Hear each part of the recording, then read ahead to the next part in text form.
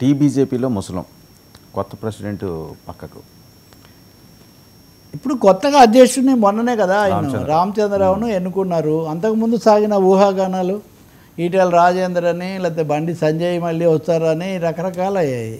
ఎట్టకేలకు రామచంద్రరావు గారిని ఇక్కడ మాధవ్ను అక్కడ ఎన్నుకున్నారు, అయిపోయింది. కానీ తమాషా అంటే ఎన్నికైనప్పటి నుంచి ఫోకస్ అంతా ఈటెల రాజేందర్ మీదే ఎక్కువగా ఉంది.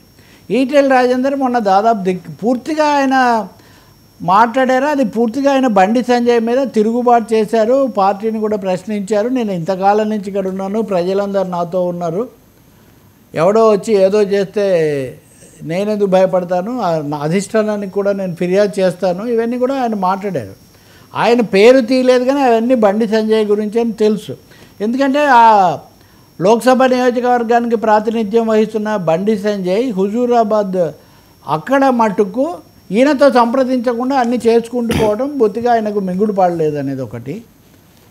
దానికి తగినట్టే బండి సంజయ్ కూడా మాట్లాడారు. దాంతోపాటు బీజేపీ అధిష్టానం కూడా రంగంలోకి వచ్చి మేము పరిశీలించి పరిష్కరిస్తాము, మీరు ఇంకా దీన్ని పెంచుకోకండి అని వాళ్ళకి చెప్పారు.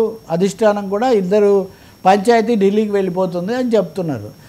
అంతకుముందు రాజాసింగ్ పంచాయతీ అలా ఉంది, ఆయన బయటికి పంపించారు, ఆయన మళ్ళీ నేను బీజేపీలోకి వస్తానని చెప్తున్నారు. ఆ రోజు కూడా నేను చెప్పాను మీకు, ఇదంతా ఒక రాజకీయ నాటకం, ఆయన ఎక్కడికి పోతాడు, ఇదే ఆయన పునాది అని. సో బీజేపీలో తీవ్రమైన కుల మత శక్తులు వీటి మధ్యలో ఈ గొడవ జరుగుతున్నట్టుగా కనిపిస్తుంది. ఈటెల రాజేందర్ పూర్తి స్థాయిలో నాకు జనాకర్షణ ఉంది, నేను బీసీ బేస్ కూడా నాకు ఉంది, నేను వస్తాను అనుకుంటే అది జరగలేదు.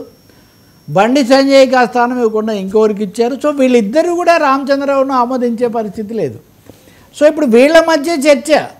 మామూలుగా మనం కాంగ్రెస్లో అయితే రేవంత్ రెడ్డి మహేష్ గౌడ్ అనుకుంటాం, కానీ బీజేపీలో వీళ్ళిద్దరిని పిలిపించి చర్చిస్తారు. వీళ్ళ గురించి మాట్లాడుతుంటే ఇంకా రామచంద్రరావు మామూలుగా ఉండే మౌలికమైన బీజేపీ ఫిలాసఫీ చెప్పడం తప్ప ఈ రోజువారీ వ్యవహారాల్లో ఏమీ ఉంటున్నట్టుగా లేదు. ఇంకొక అంశం కూడా ఉంది. ఈరోజు హిందూలో ప్రత్యేకమైన స్టడీ కూడా ఒకటి ప్రకటించారు. బీసీ కార్డు బీజేపీలో చాలా కీలకంగా ఉంది. 42% మంది బీసీలు తెలంగాణలో రకరకాల వీళ్ళు ఉన్నారు. వీళ్ళ ఓట్ బ్యాంక్ని ఎలా అయినా చేసుకోవాలి అంటే తెలుగుదేశంతో మళ్ళీ పొత్తు పెట్టుకోవాలి అని భావించే ఒక బలమైన వర్గం బీజేపీలో పనిచేస్తుంది. ఈ వర్గం జూబ్లీ హిల్స్లో మనం తెలుగుదేశం అభ్యర్థి నిలబెట్టి బలపరిస్తే మిగతా తెలంగాణలో ఉత్తర తెలంగాణలో అంతా మనం వీళ్ళని ఆకర్షించవచ్చేమో.